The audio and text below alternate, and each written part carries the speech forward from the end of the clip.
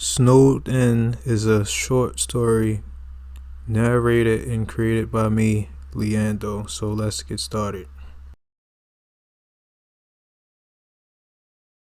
Quirmer Aim was home alone during the freezing winter, since his family was away on a trip that he didn't want any participation in. He preferred the peacefulness of his room, indulging in the activities that he liked.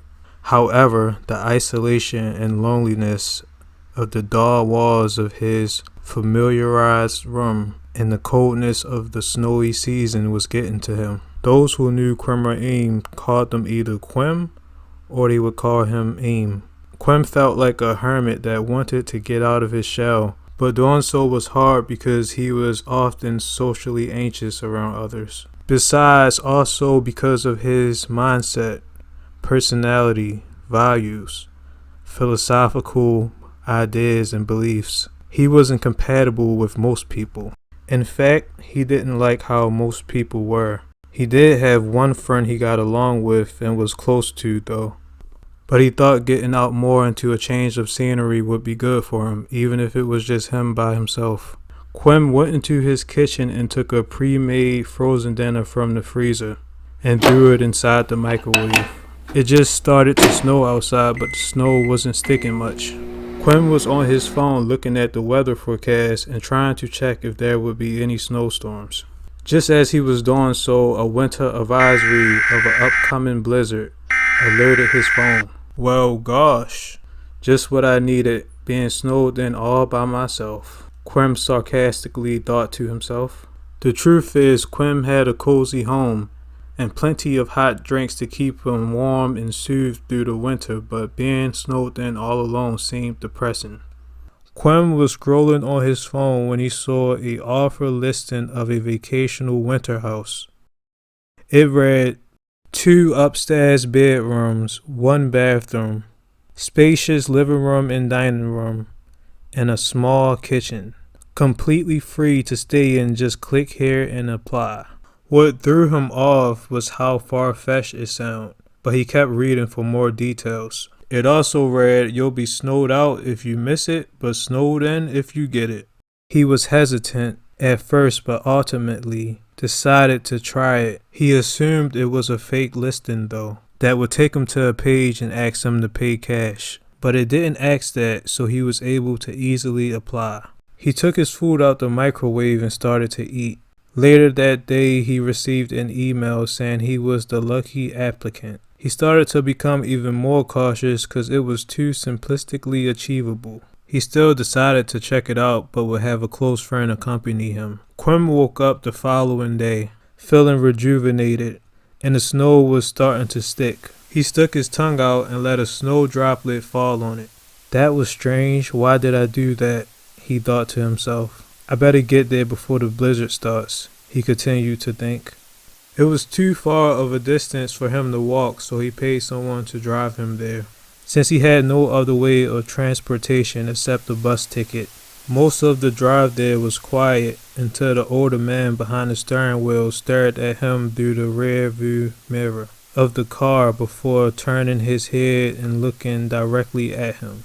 Say, son, are you certain you got the correct address? 'Cause I thought all of the houses on this side of the city was abandoned. I'm not certain either, but this was the location I was given, Quim answered as he saw the outside of a house similar to the picture on the listing. There it is, Quim notified his driver. He took his bags out of the trunk of the vehicle and walked up to the door. He knocked and knocked but got no answer. Eventually, he tried to twist the doorknob, and to his surprise, the door came right open. He figured his friend must have already got there before him, but when he walked in, it seemed like no one was there except him. He stood in what looked to be a living room connected to a dining room area. The dining room had marble flooring, and the living room section had wooden flooring that creaked when stepped upon. The walls appeared dingy, and the paint on them was cracking and peeling. There was a big long sofa in the living room near some half cut off stairs that must have led to the upstairs bedrooms. He walked past the door that was inside the hall leading into the kitchen. He was startled when the door he just walked right by flung wide open. He turned around to see someone dressed in a very strange attire. He couldn't tell whether this person was male or female, but something was off. Hey, I knocked, but no one answered, so since the door was unlocked, I just came inside, Quim explained. The person had a hat on that covered the upper part of their face, and a jacket with a collar that covered up most of their mouth and nose. He couldn't tell whether this person was smiling or frowning, or blankly just staring at him. Nervousness ran through his body as a chilling, ominous feeling filled the air. He had realized that he also left the front door open. He was beginning to have a unsettling thought that he was in a very bad position. Quim didn't have any protection besides his fists. The self-defense weapons he had, he usually didn't carry. Besides, he only had brass knuckles and pepper spray, so he didn't think it would do much good for him in this situation. So, what's to eat? Quim asked as he turned away from the man and put his hand on the fridge. When he turned around, the person was gone. But the door he came from was still open, and so was the front door. Quim guessed the person must have just left. He exhaled in relief, then shut the front door and locked it. Quim walked back to the refrigerator expecting some stored grub, but instead a swarm of flies smacked him in the face. He swung his arm over his face as a foul stench infiltrated his nostrils, making him want to gag. When he put his arm down, he saw an empty fridge with just a rotten plate of food in it that was covered in worms and mold.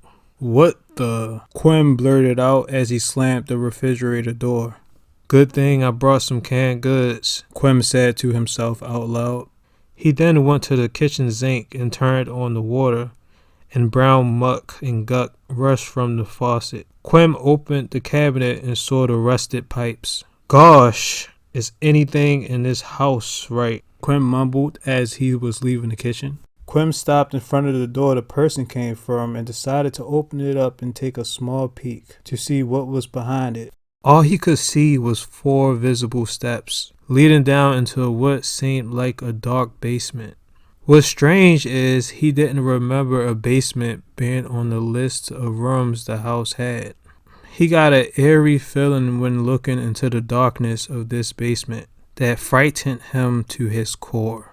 He quickly slammed the door shut and went into the living room to take a seat on the couch. Quim was still waiting for his friend to arrive. He started unpacking his bag as he slouched back into the sofa. He turned on his laptop so he could use it to call his friend, since his laptop had built-in internet with a calling service.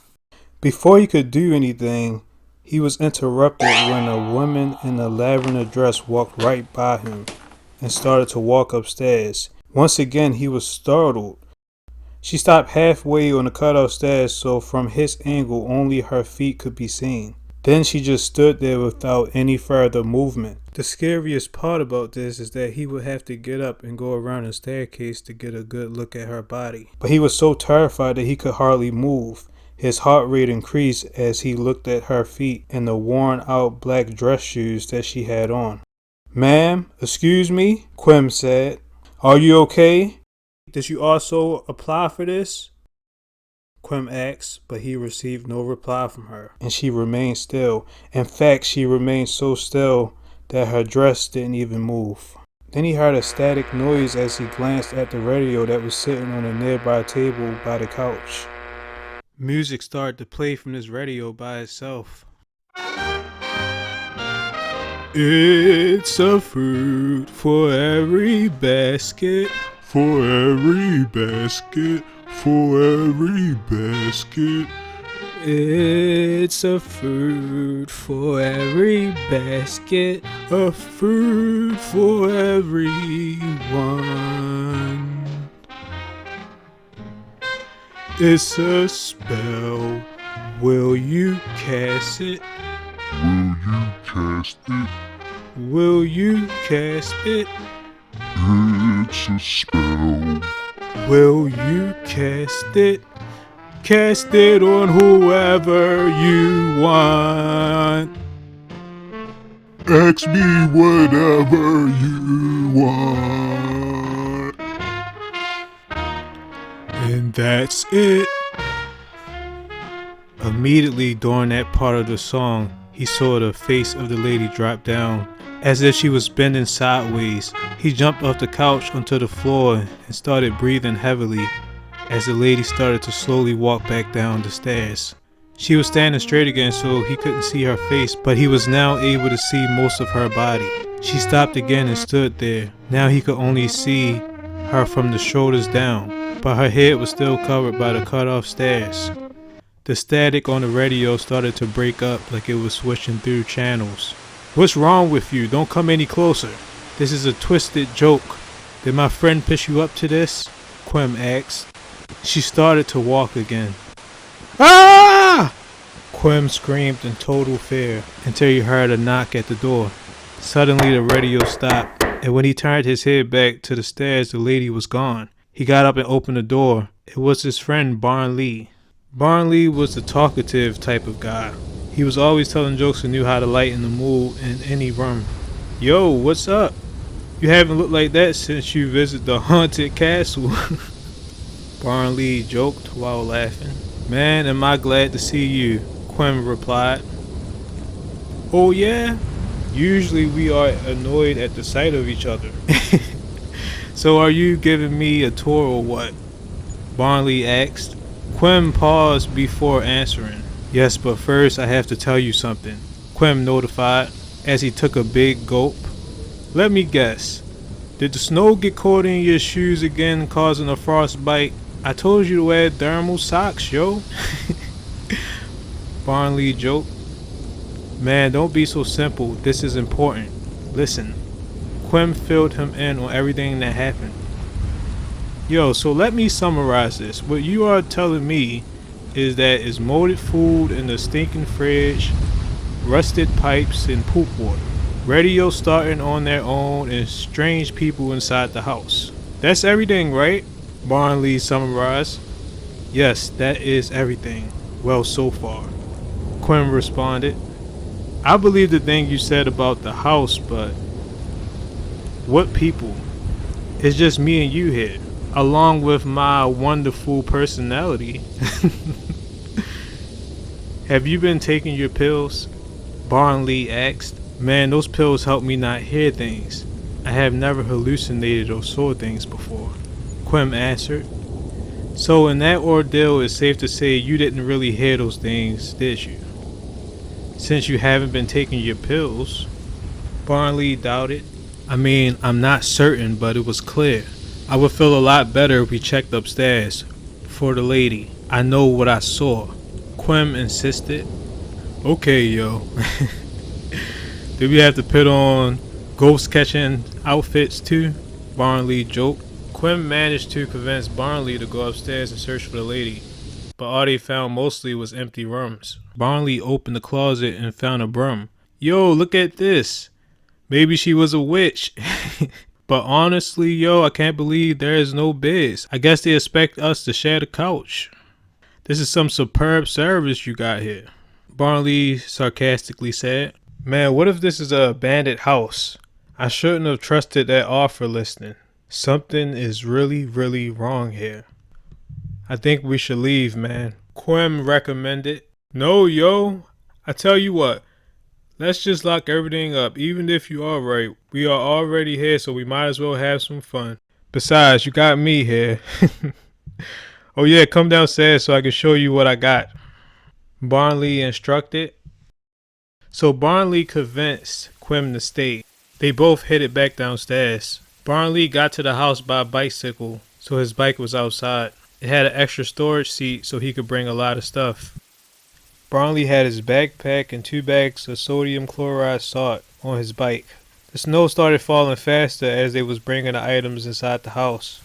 Barnley unzipped his backpack and started showing Quim what he brought. Some drinks, some snacks. Yo, check the receipts. This junk costs $8 a piece, Barnley joked. Yeah, man.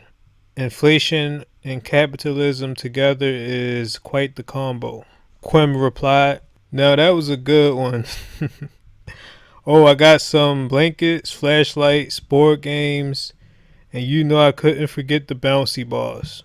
Barnley had a fixation on bouncy balls that could fit inside the palm of his hand. He had thrown them at the walls, floors, and even the ceiling. "I see you brought some salt," Quim said. "I wanted to put some down around the house before the blizzard start. We might as well get it out the way right now," Barnley recommended. Quim agreed, so they both went back outside and split up to quickly do both sides of the house. Quim finished his side and went back to the house, and the door was slightly cracked open. So he figured Barnley must have got done early and forgot to fully shut it. He walked in and locked the door. He turned on the heat generator that was inside the dining room since the house started to get chilly. Out of nowhere, he heard muffled yells of Barnley. It sounded like he was inside the basement. Quim opened the basement door slowly, as his anxiety started to take control over his nervous system. He looked into the dark void of the basement. "Barnley, that you, man?" Quim yelled out.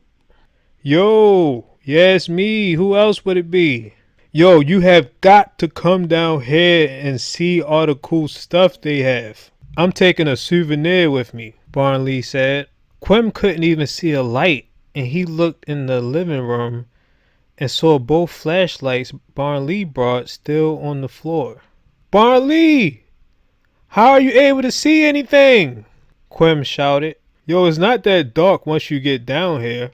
There's no need to act like a scared kitten. Just run down the stairs quickly. I'm right here at the bottom. This is where the real fun is at. They even have a gaming room, mini theater. It's so much down here," Barnley persuasively said.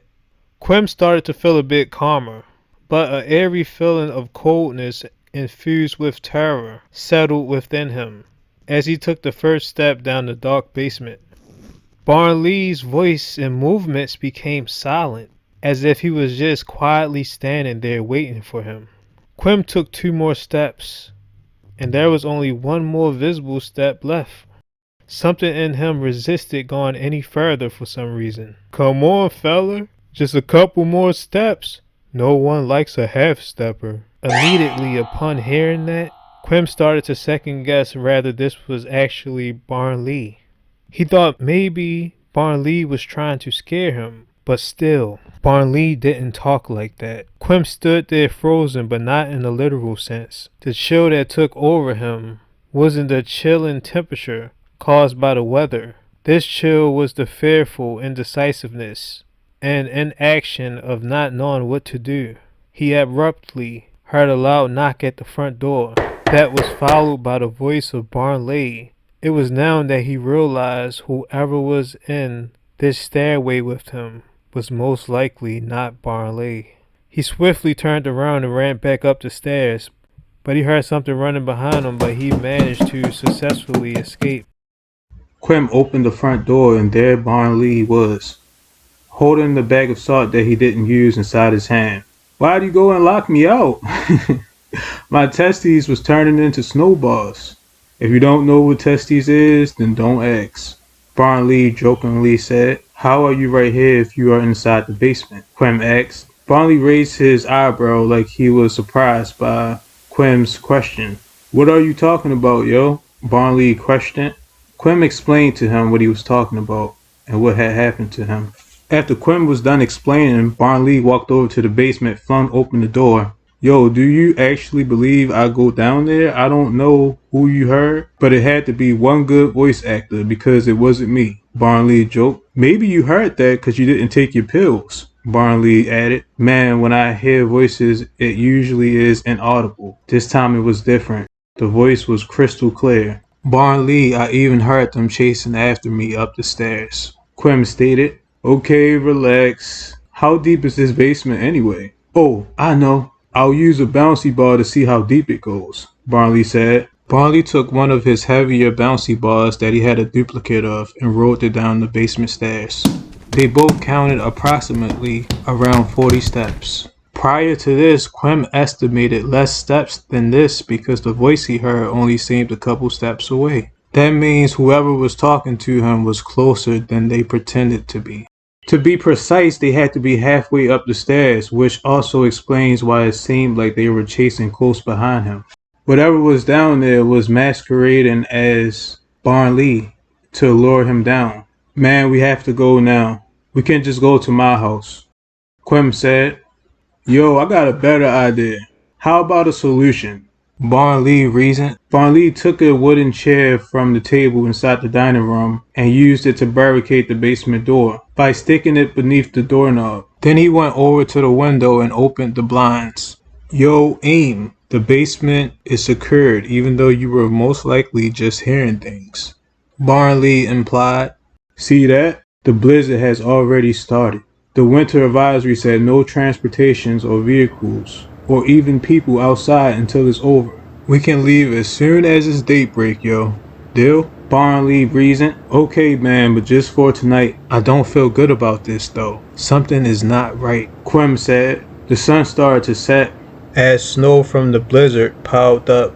It wasn't long before the front door had a mountain of snow blocking it. Quim and Barnley ate cold canned food, snacks with drinks, as they played board games together. Barnley wanted to take the flashlights and tell scary stories, but Quim wasn't going to allow that, especially not after what happened. They didn't know how dark the house was until night. The only light they had was inside the living room and dining room. It was a standing lamp. They both shared the couch and used blankets to keep warm, plus they had the heat generator. They both fell asleep and were sleeping soundly, until Quim was woken up by the sound of creaking floors that seemed to come from the upstairs bedrooms. He started to panic as he tapped Barnley to wake him up. Barnley got up quickly and wiped the drool from his mouth. What? I was having a good dream about penguins snowboarding on top of a snowman, Barnley informed. Shh. Man, did you hear that?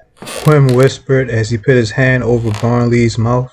The footsteps causing the creaks suddenly stopped. Once Barnley was woke, Barnley removed Quim's hands from off his mouth. Yo, you are being way too paranoid. I don't hear anything, Barnley responded. This is what we're going to do. You get some sleep, I will stay up and be your ghost guard. Barnley joked.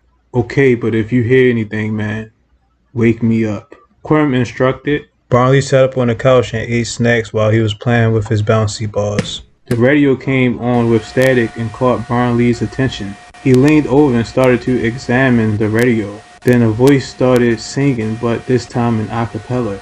The singer said, You should have listened to what you were told. Now you have to be bold, 'cause you know that chair won't hold. Yeah, you know that chair won't hold. You should have listened to what you were told. Now you have to be bold. 'Cause you know that chair won't hold. Yeah, you know that chair won't hold. Now you have to be bold. Now you have to be bold. Now you have to be bold. 'Cause you know that chair won't hold. Then the radio just turned off. The knob on the basement door started to turn. Yo! Who's there? Stop! I'm warning you, Barnley shouted. After that, whatever was pushing the door stopped completely, as if it was following Barnley's command. Barnley was terrified and confused as he stood there and watched the chair shake back and forth as the basement door kept being pushed. It was like he was in disbelief of what he was seeing. Up until now, he thought Quim was just imagining things and was just one pill away from insanity. Yo, stop! I'm for real! Barnley shouted again. Momentarily, silence swept over the whole house, and he couldn't hear anything until the radio came back on. The volume on the radio went really low, so Barnley picked it up and put it to his ear. Then the sound of a ball bouncing off a surface emerged from the radio, and the same noise could be heard on the basement door as if they were synced together perfectly. It seemed like someone was standing there, throwing the ball over and over at the door in a repetitive motion, while recording it on the radio. Barnley heard someone talking again. The voice on the radio said, "We want to play with you, so please open the door, or at least let us return your ball to you." As the basement door knob started to twist again, Barnley didn't need that duplicate of that bouncy ball because he already had many of them. Then the voice continued to speak. "Barnley, isn't your friend still asleep? Didn't he tell you to wake him up if you heard anything?" The voice added. Barnley wasn't easy to scare, but that was his limit. He launched the radio into the wall, completely breaking it. The loud impact woke Quim up. Quim saw Barnley standing there taking heavy breaths, as a static of laughter came from the radio before completely gone out of commission. "Man, what happened?" Quim asked. "The radio. Yo, you were right. Something on it tried to talk to me too," Barnley answered. Barnley filled Quim in about everything that happened. "Man, I tried to tell you something was wrong here. We can't go anywhere now, though," Quim said. "Yo, I'm not staying here. I'd rather be out there inside the blizzard. There's probably a whole group of crazies watching us from the basement. They talked to me through the radio, Aim. They even coincidentally knew that you were asleep. How is that even possible?" Barnley asked as he went over to the door to open it, but it seemed jammed. "Man, I don't know. Maybe they was listening to us talk," Quim answered. "What's wrong with the door?" Quim added. "Yo, it's stuck. Let's push it together," Barnley instructed. They both exerted as much energy as possible, but the door wouldn't budge. Quim went to the small window to see what was causing it, and saw a whole mountain of snow in front of the front door. They also found out that the windows was barred from the inside and the outside, meaning they couldn't get in or out, even though they couldn't fit out of them anyway. But that was even more strange. Barnley kept pushing the door to no avail. "Barnley, stop!" Quim shouted. "Yo, what do you mean stop? I'll break this door down if I have to," Barnley said. "We are snowed in," Quim calmly stated. As he inspected the door, Quim found out that it was frozen shut also. The ledges of the door frame was covered in ice. "Yo, are you telling me we're trapped in here with whatever is in that basement?" Barnley frantically asked, as he threw his hands over his face in frustration. "Man, we have to keep our composure and figure something out," Quim rationalized. As Quim was trying to calm Barnley down, the electric in the house went out completely. "Yo, what the?" Barnley mumbled. "Barnley, they cut the power out," Quim notified. "What are we going to do now, Quim?" "We have to fight. The electrical fuse box or power breaker is located inside the basement. We gotta go down there and do something," Barnley strategized. "No, man, that's exactly what they would want us to do. To go in the basement since they can't come up here with the chair right there. We will just use the flashlights and stay up for tonight," Quim whispered. "I should have brought some batteries, yo. These flashlights are going to go out eventually.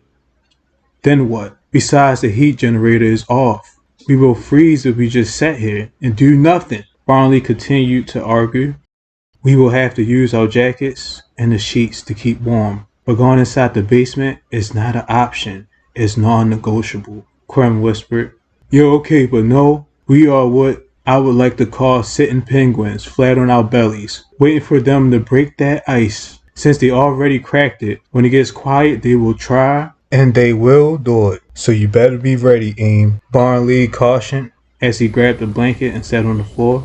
After that, Quim started to get paranoid because of Barnley's statements. He thought, what if that isn't Barnley?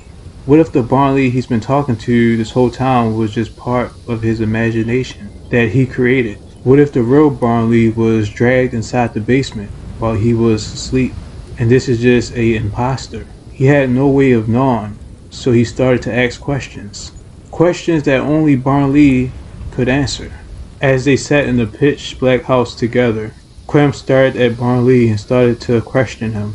"So, Barnley, remember when you peed your pants in school? You were a real spectacle," Quim jokingly said.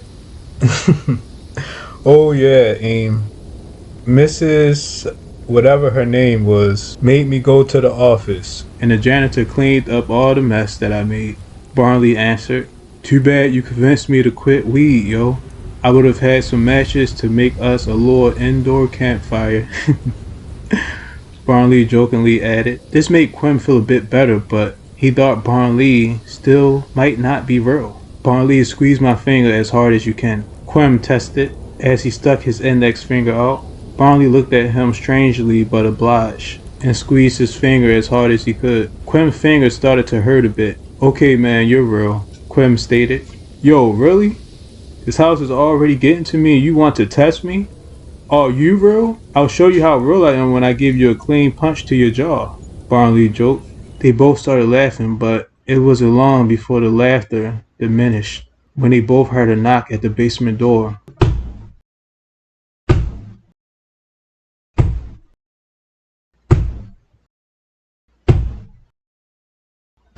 It was subtle and slow. These occurring knocks would happen throughout the night, followed by occasional creaking coming from upstairs. They were both in survival mode. They had little to eat now.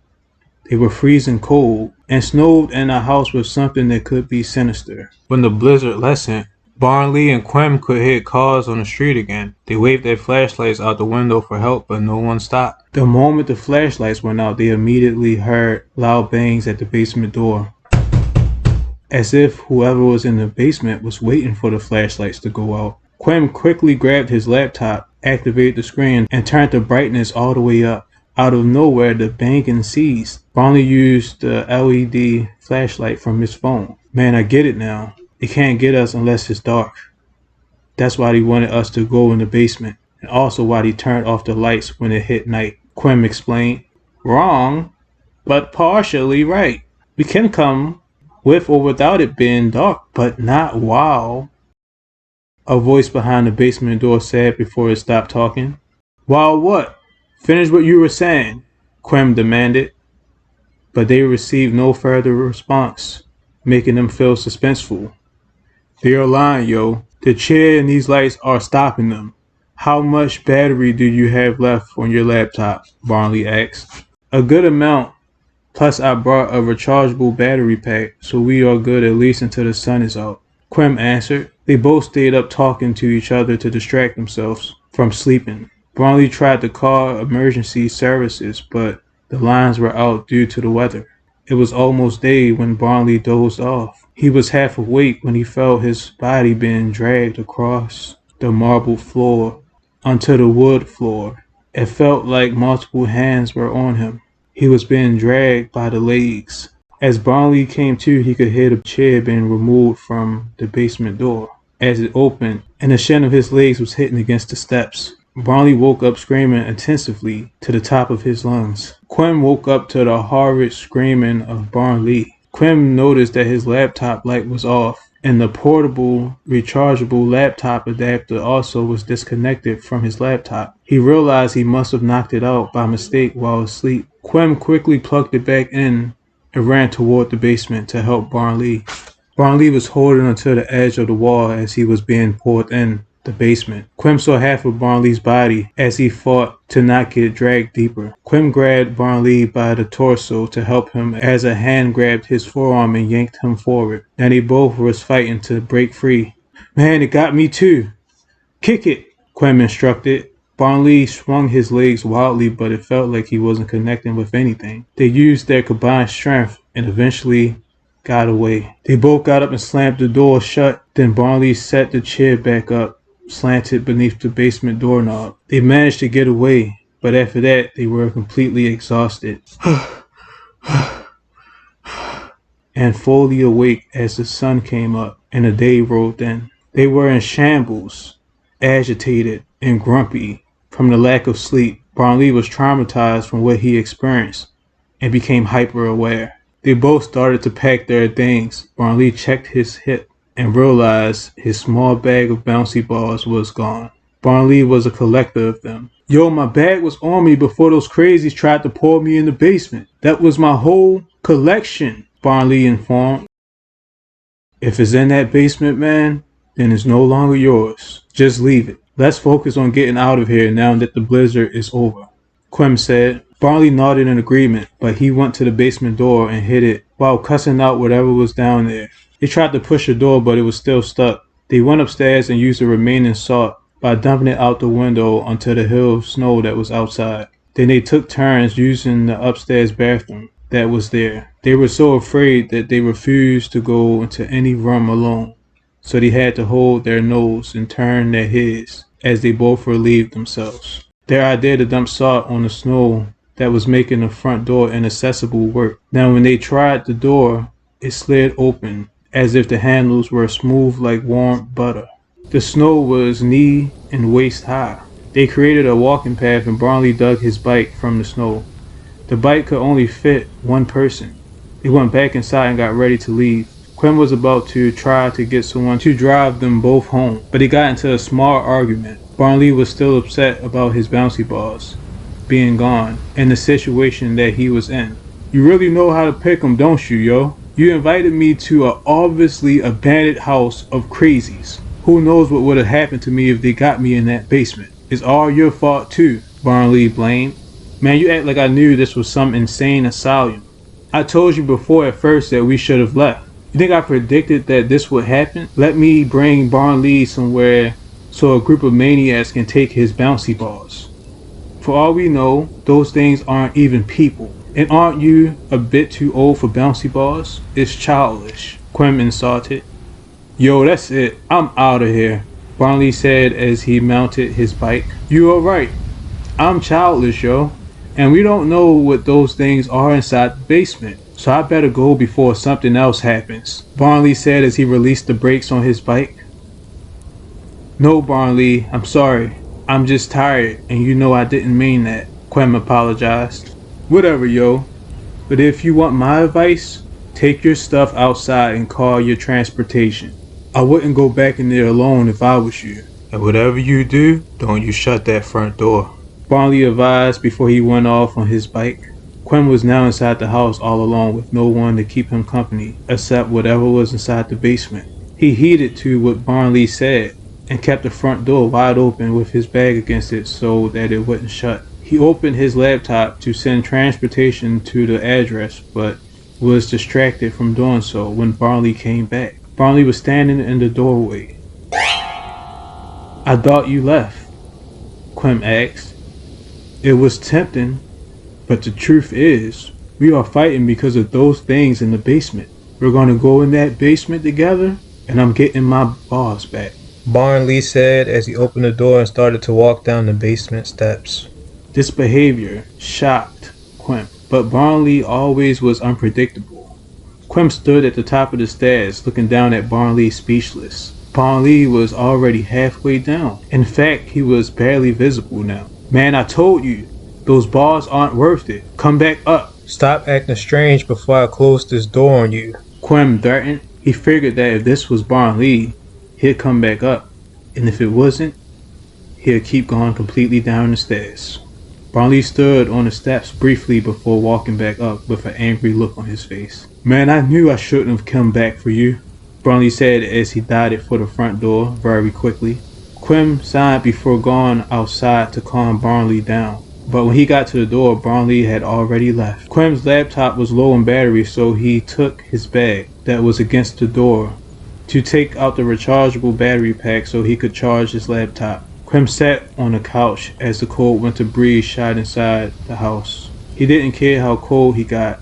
He was not going to close that door under any circumstance. Quim's eyes became very heavy and he began to yawn and stretch. Before he knew it, he was fast asleep. What woke him up was the sound of the front door closing. Immediately, his red, sleep-deprived eyes were wide open again. His awareness was heightened, so the slightest noise or change in atmosphere alerted him, no matter how deep of a sleep he was in. He glanced over at the window, and the sky was dark orange. Quim came to the realization that he slept all the way into the afternoon. His body was covered in bumps because he was so cold, and he was shivering. The sensations of hot and cold fluctuated throughout his body, like he was having chills. Then he heard a creaking noise from above. This time it was different though. It sounded like multiple people were slowly walking or tiptoeing around, as if they were sneaking. They were heading toward the staircase. This noise was followed by several distant tapping footsteps on the concrete coming from the basement stairs, like a multitude of people were walking up them at the same time. He also heard a chain sliding across the basement steps, as if some of them were shackled at the ankles. The only light in the room was being provided by the remaining daylight that was shining in through the window. He couldn't move due to the debilitating fear that overtook him. This was similar to the crucial moment when he was on the stairs inside the basement before Barnley knocked. But this time Barnley wasn't there to save him. Am I inside a sleep paralysis? Quim thought to himself. Why can't I move? Why can't I move? Move, move, move. The voice in his head continued to speak to him. He thought about Barnley, his family, his home, and everything else that he cared about that he could lose if he didn't move. He still didn't move, but another voice that was more calm spoke to him. Get up, now. You have to get up, now. His fight or flight kicked in as he lunged into the air and leaped over to the front door. Then he aggressively pried it open and darted out of it into the coldness of the snow. While he was slamming the door shut behind himself, he heard a magnitude of footsteps closing in on him, as if they were chasing behind him. After he was outside, it halted. The house was quiet again. He also came to the recognition that he left all his belongings inside. He needed his laptop to get a drive home, and his bus ticket was still inside the bag on the couch. So now he was stranded. Quim went near the door as he tried to convince himself that what he heard was probably in his head, and that he would quickly just retrieve his items, then run back out of the house. He was reaching for the knob when he heard what seemed like a room full of people whispering.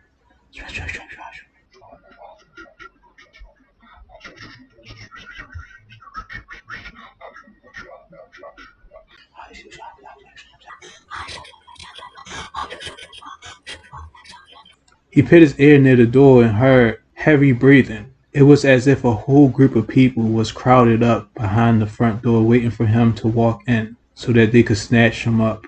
When listening attentively, he could hear them stealthily walking around and creeping throughout the house. He estimated that it was the amount of a small gathering that was occupying the living room and dining room, as if they were conducting a meeting. Quinn was socially anxious anyway, and smart enough to know that getting his stuff back was a lost cause now.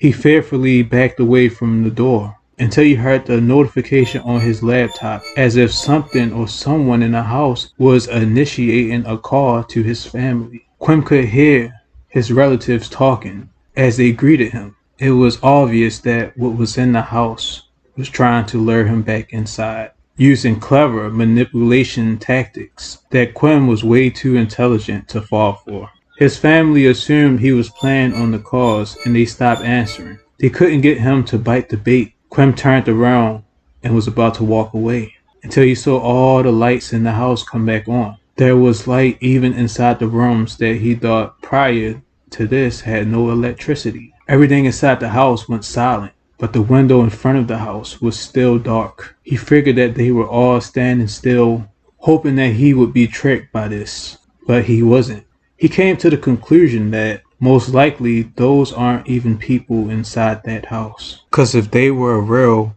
they would have just opened the door and grabbed him up. Instead, what made more sense was they were bound to this house. He snickered as he was about to walk away, 'cause he felt disrespected, as if they were insulting his intelligence, thinking they could outsmart him. There was nothing they could have done to make him go back inside that house. He was just about to walk down the steps of the porch of the house until he heard what sounded like Barnley's bouncy balls bouncing everywhere inside the house. It's like someone emptied the entire bag onto the floor. He turned around and saw the scariest face looking at him through the window.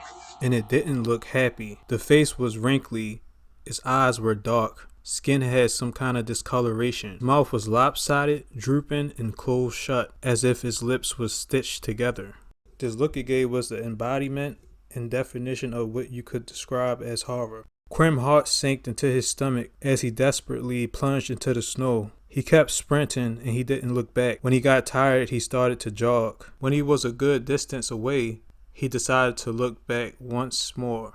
And to his unprepared surprise, the shadow of the face was still in the window. When it saw Quim staring back at it, All the lights in the house went dark. That made Quim's stomach turn as he walked away for good. He anxiously walked through the snowy filled streets. He walked until he finally made it out of that abnormal neighborhood and stumbled upon one that was more lively and full of people that were actually real. There was a casino, a dart club, and a food market next to a liquor store. Quim wasn't the gambling type, nor did he do clubbing. He would occasionally drink some wine, but that was it. The growls of his stomach led him to the food market, but he remembered he had no money. Everything he had was still at the house inside that bag. He kept walking and seeing some people jogging. They looked friendly. They were on some weight loss journey. He explained to them what happened, but only the believable parts. They decided to help him get home.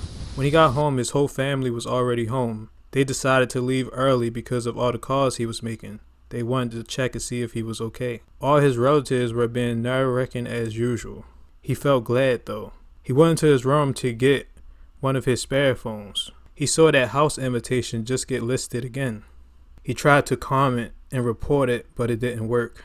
He felt sorry for whoever applied. Later that night, while he was laying in his comfortable bed, he got a video call from his laptop that was still at that house. He wanted to swipe the ignore, do not answer side of the screen, but he became curious and answered it.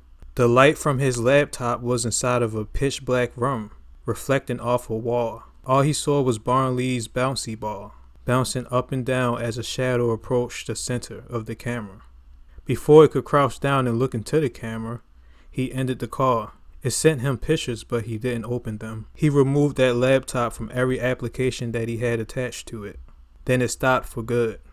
He put two and two together though, and realized that that plate of food that he saw at that house could have been from the person who visited them recently. Maybe that's how he got a hold of a phone to make that listing, just like they had his laptop. But it was finally over. Quim took a deep breath and exhaled in relief.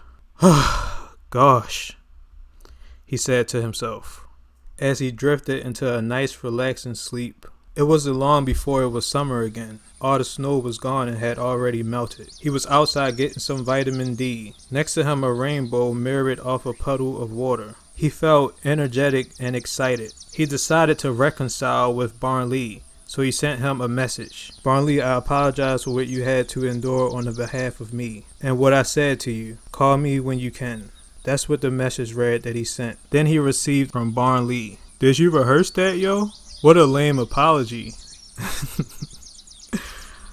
But we are all good, yo. If you agree to help me recollect my bouncy balls. Got it? Barnley said. Yeah, man, I got it. Completely. Quim replied. I thought I would have to go to the pool or the beach by myself. Just me and the seashells. Barnley joked. The beach. That sounds good. I haven't been there in a while. Good idea, Quim complimented. But there was something on Quim's mind that he wanted to ask Barnley. So, that day you came back on the bike, why did you come back for me? Quim questioned. What, yo? That wasn't me. Those crazies are good at pretending to be me. Aren't you a gullible guy? Don't worry, cause it's over now. What you should be worried about is our competitive sports rivalry that we are about to have. Barnley suggested. Yeah, I knew it, man. Oh, and I'm not worried. Also, I never thanked you for saving me at the house. Thanks, Quim said. Oh, I saved you? That only means you owe me. Anyway, yo, it was good to talk to you again. Call me sometime so that we can schedule something. However, I have some things to attend to. You know how hard it is for me to end the call, So, Barnley said before hanging up in Quim's ear. That's Barnley for you, Quim thought to himself. After that Quim was good, Quim watched the summer animals and thought about his goals and activities, the things he wanted to accomplish. He also wanted to get outdoors more and be inside nature. One thing that experience did do was make him more grateful and appreciative of his house he found safety and love in and called home. Snowed in.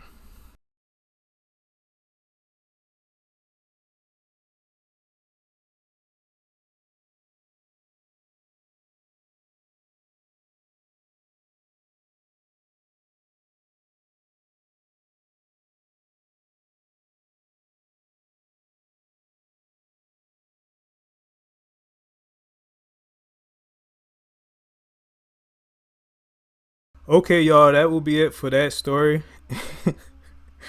Now, that one was scary. It took a lot of work to make this story. I'm going to add some sound effects to it. But thanks for listening. Tell me what y'all think about the story, my first horror story that I posted on my YouTube. So just share your input on what you think about the story. But yeah, that's going to be it.